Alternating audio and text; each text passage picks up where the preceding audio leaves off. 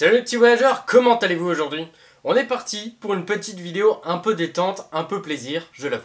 Si vous ne connaissez pas Dreamland, tout d'abord je vous invite à aller voir mon ancienne vidéo que j'avais fait, donc c'est il y a très longtemps, donc soyez assez indulgents, qui sera dans le petit i afin de découvrir vraiment ce qu'est Dreamland. Sinon je vous en fais déjà un bref petit récap, et si jamais ça vous intrigue vraiment, allez donc voir ma vidéo, ça me fera énormément plaisir. Dreamland est donc un manga français réalisé par Renaud Lemaire. Et le tome 1 est sorti en 2006. Ça fait donc 14 ans que Renaud est dans le manga game, plutôt classe. La série compte à ce jour 19 tomes, ce qui correspond à la première partie de l'histoire. Et l'histoire se déroule dans une époque actuelle. Terence Meyer, héros de l'histoire, a perdu sa mère lors d'un incendie et depuis, il a la phobie du feu.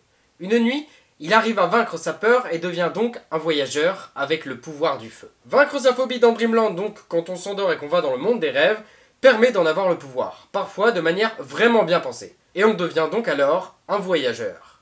Terence va rencontrer des tonnes de voyageurs. Certains feront partie de son groupe, les Lucky Stars, et d'autres seront juste là pour tenter de prendre le pouvoir dans Dreamland, ou juste se balader. Dreamland est un manga absolument fou qui évolue de tome en tome, aussi bien en termes de qualité de dessin que de son scénario. Manga donc que je vous conseille fortement si vraiment vous ne le connaissez pas. Donc pour commencer, voici déjà la magnifique ouverture, tout simplement, de l'artbook de Dreamland.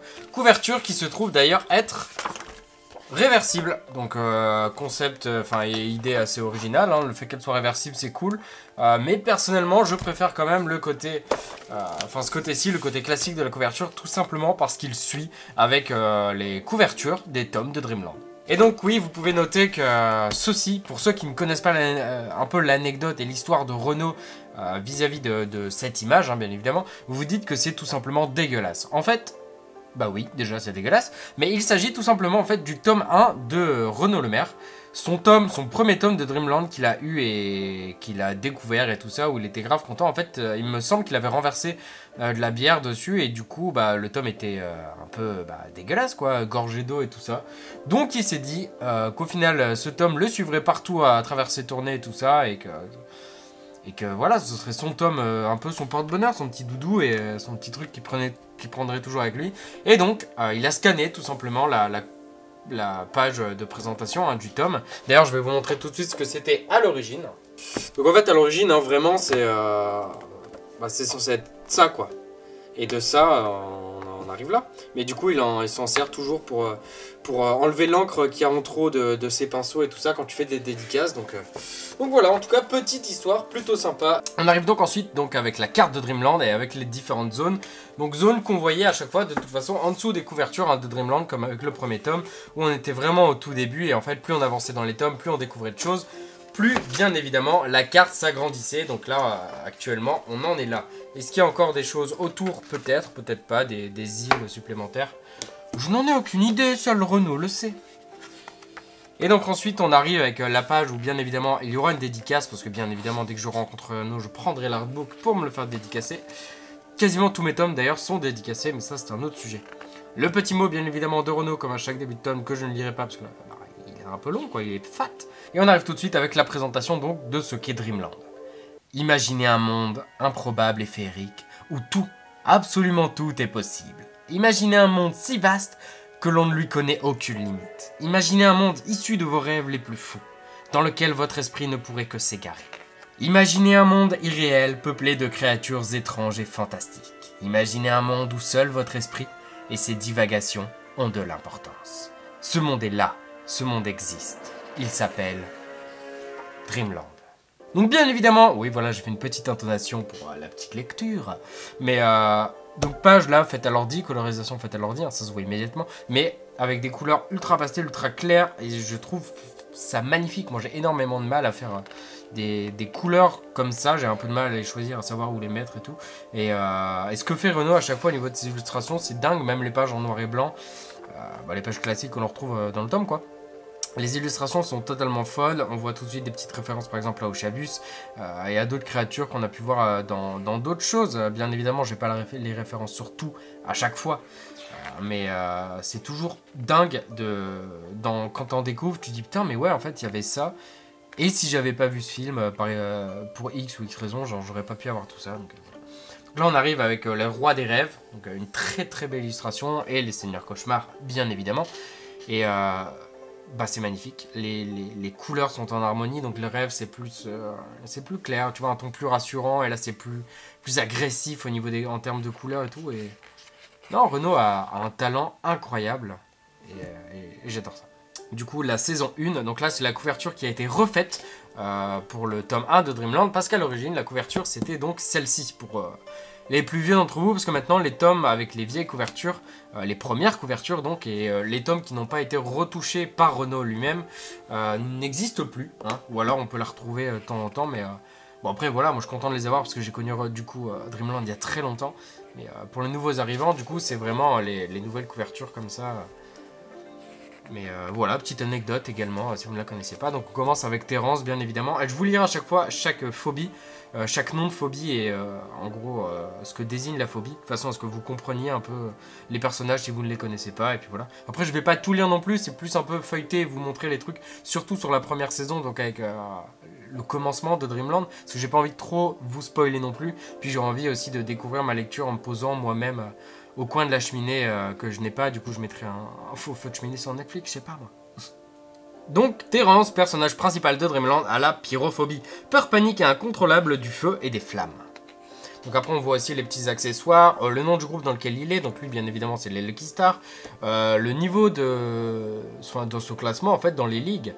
Donc il est 99M, son âge avec sa date de naissance, enfin son jour de naissance, sa taille, ce qu'il fait dans la vie. Sa localisation, donc s'il est en France ou dans un autre pays, et bien évidemment son rôle en tant que voyageur. Donc là, lui, bien évidemment, Terence est contrôleur du feu. Donc on enchaîne du coup avec des illustrations, ça, passage extraordinaire qui m'avait fait comprendre qu'en fait, ouais, Terence était vraiment perdu entre Dreamland et le monde réel, puisque là, il est tellement persuadé d'être toujours dans Dreamland, et il ne pense tellement qu'à Dreamland, qu'il prend la grille du four avec une pizza brûlante, bien évidemment, à main nue, alors que il n'est pas dans Dreamland, donc si ça le crame, ça va le cramer vraiment. Et avec les petits trucs, comme quoi il est en retard, parce que bien évidemment Terence est un peu un cancre. Lydia, bien évidemment, sa belle et douce, sa chair est tendre. Ça fait un moment qu'on ne l'a pas vue d'ailleurs, donc on va se demander ce qui va arriver. Je n'explique pas tout, parce que certaines illustrations, certaines images sont très importantes au sein du manga, dont celle-ci par exemple. Donc je ne tiens pas à vous spoiler en fait, tout simplement. Donc là, on arrive sur le royaume des doutes. Donc bien évidemment, Renaud pense à tout. Et par exemple, la tête sur les douteux de niveau 1, il y a quoi? Ça forme un point d'interrogation, chose que je n'avais même pas vu au tout début. Donc Enigma, la reine des doutes de niveau 3. Donc on voit déjà qu'elle est peut-être pas ouf. Et avec du coup des rochers, avec le palais en son sommet qui forme un point d'interrogation et tout ça. Non, Renaud a eu déjà, dès les premiers tomes, d'excellentes idées. On passe ensuite à Shun. Shun qui est donc...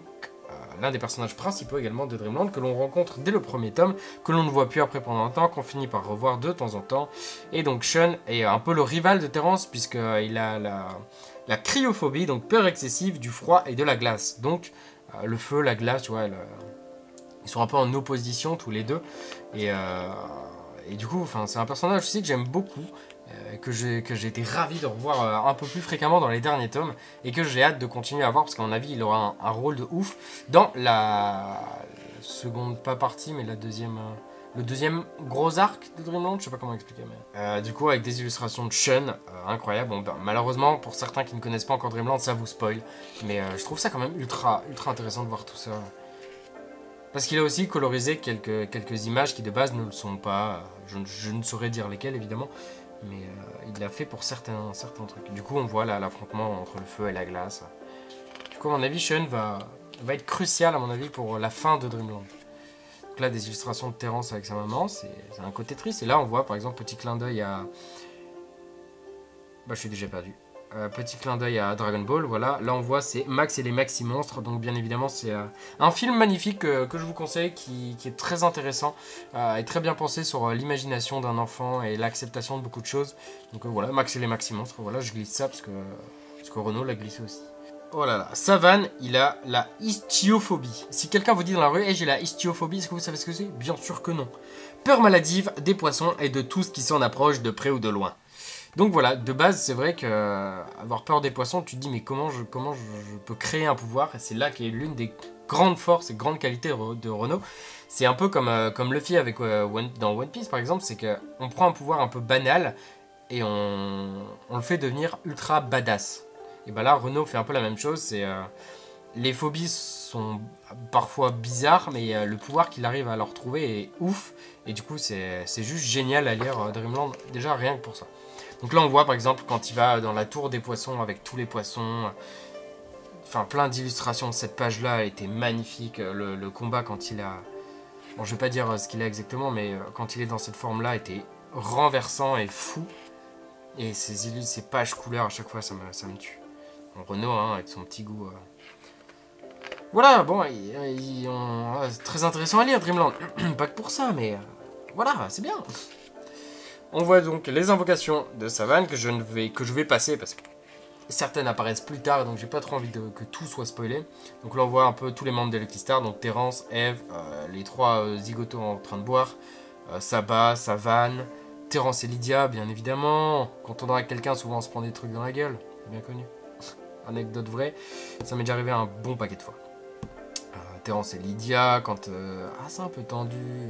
Plein de petites scènes de Dreamland, voilà, où on met un peu de couleur à tout ça et ça rend dingue. Lydia, qui donc, bien évidemment, si vous ne connaissez pas Dreamland, n'est pas voyageuse.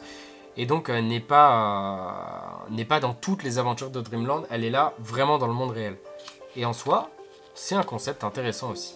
Parce que du coup, le monde réel a aussi énormément d'importance, déjà par exemple pour ça et tout ça. Hop, Exta, l'un des premiers adversaires, si ce n'est le premier, je pense, de Terence. Exta que je ne supportais pas. Je trouvais son chara design odieux et je le trouvais dégueulasse. Voilà. Et il a la acmophobie, peur des aiguilles et des objets pointus. Donc tous ceux qui n'aiment pas aller faire prendre des prises de sang, bah, vous avez la actophobie. Saba, chez les Lucky Stars, donc voilà, à mon avis, ils sont mis dans l'ordre aussi, selon la rencontre en fait. Oh là là, lui, son nom aussi de phobie.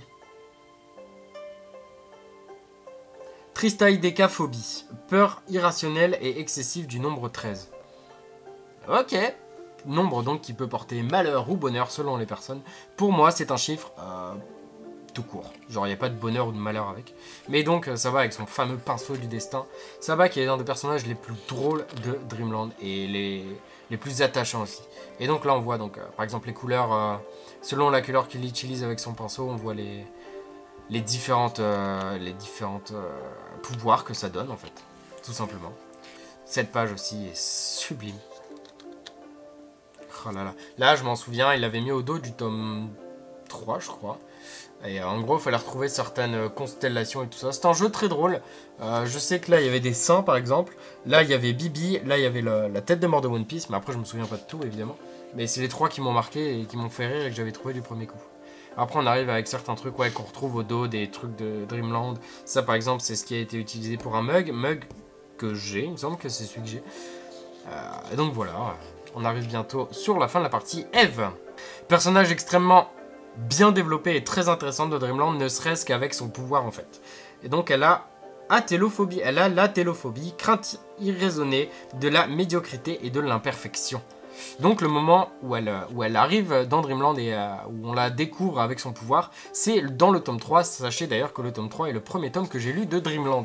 Donc j'ai vraiment découvert Dreamland avec Eve qui arrivait et qui au début était totalement casse-couille et insupportable. Donc qui au personnage au final qui s'avère être très attachante et qui à mon avis a un coup de cœur pour Terence. Voilà, voilà. Pareil, des illustrations faites à l'ordi mais complètement dingue. Je suis pas très ordi moi mais fou.